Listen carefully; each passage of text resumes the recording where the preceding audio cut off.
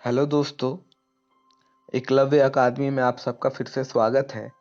इस वाचन का विषय एक टोकरी भर मिट्टी कहानी है, जिसे माधव राव सप्रे ने लिखा है। वाचन पसंद आने पर लाइक और सब्सक्राइब जरूर करें और साथ में बेल आइकन भी दबा दें। तो अब हम कहानी पर आते हैं। तो कहानी कुछ यूं है। किसी श्रीमान जमींदार के महल के पास एक गरीब अनाथ विधवा की झोपड़ी थी।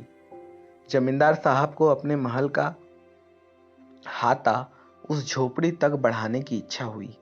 विधवा से बहुतेरा कहा कि अपनी झोपड़ी हटा ले, पर वह कई जमाने से वहीं बसी थी। उसका प्रिय पति और इकलौता पुत्र भी उसी झोपड़ी में मर गया था। पतोहू भी एक 5 बरस की कन्या को छोड़कर चल बसी थी।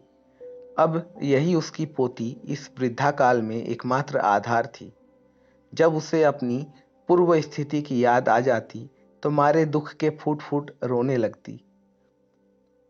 और जब से उसने अपने श्रीमान पड़ोसी की इच्छा का हाल सुना है, तब से वह मृत प्राय हो गई थी।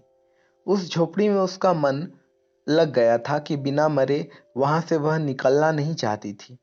श्रीमान के सब प्रयत्न निष्फल हुए। तब वे अपनी जमींदारी चाल चलने लगे।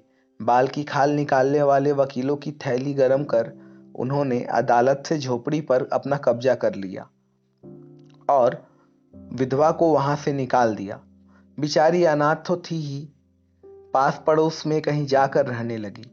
एक दिन श्रीमान उस झोपड़ी के आसपास टहल रहे थे और लोगों को काम बतला रहे थे। वह विधवा हाथ में एक टोकरी लेकर वहां पहुंची।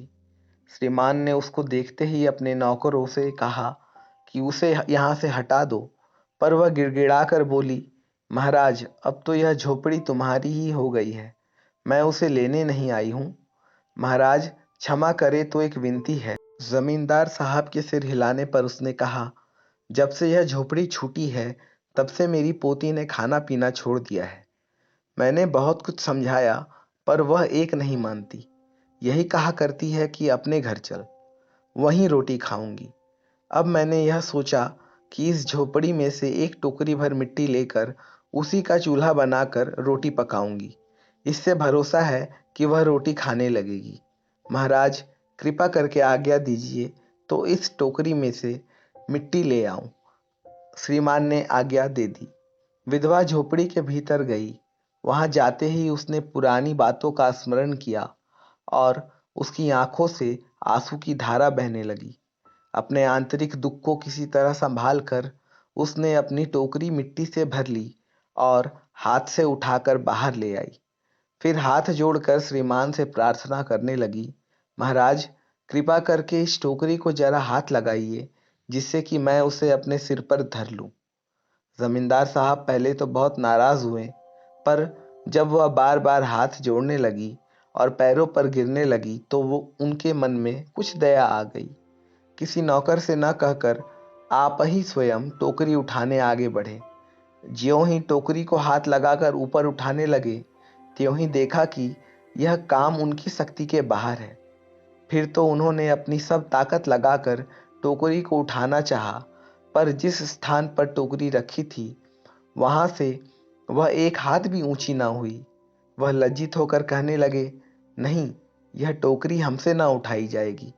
यह सुनकर विधवा ने कहा, महाराज, नाराज न हो, आपसे एक टोकरी भर मिट्टी नहीं उठाई जाती, और इस झोपड़ी में तो हजारों टोकरियां मिट्टी पड़ी हैं। उसका भार आप जन्म भर उठा सकेंगे? आप ही इस बात पर विचार कीजिए। जमींदार साहब धन मद से गर्वित हो अपना कर्तव्य भूल गए थे, पर विधवा के उपयुक्त वचन सुनते ही उनकी आंखें खुल गईं। कृत कर्म का पश्चाताप कर उन्होंने विधवा से क्षमा मांगी और उसकी झोपड़ी वापस दे दी। और इसी के साथ इस कहानी का अंत होता है।